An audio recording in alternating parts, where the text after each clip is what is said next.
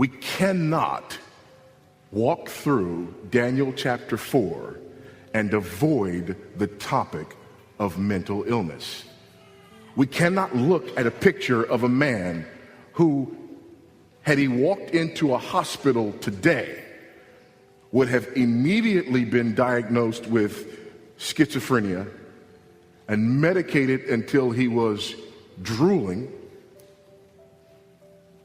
and left there without any hope. We cannot read this text that ends far differently than that starts for reasons other than those that would be supposed according to our contemporary psychological and psychiatric models, without asking the question, what does this mean for those of us who are born again, blood-washed followers of the Lord Jesus Christ, and yet live in this real world where people have real problems and real difficulties?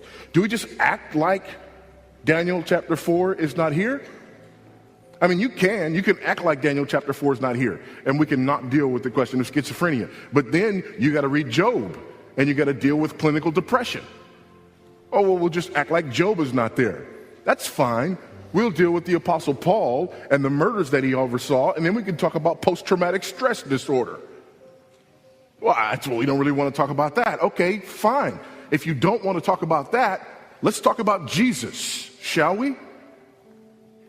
In the Garden of Gethsemane, where he experiences a classic instance of anxiety.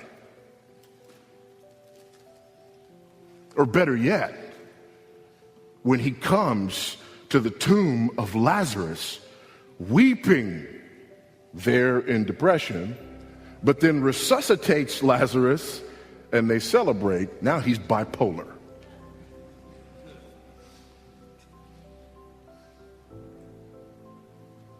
Let's not even talk about the Psalms, where you find every manner of what we would define as mental illness expressed by the psalmist himself. So even if you want to avoid the subject here in Daniel chapter 4, which you absolutely, positively cannot and must not, you have to face it somewhere. And you have to ask the question, what are we as Christians supposed to do? We've got a couple of possibilities. Possibility number one is we can simply say that that is not a place where we belong. We don't understand it, but there are other professionals who do.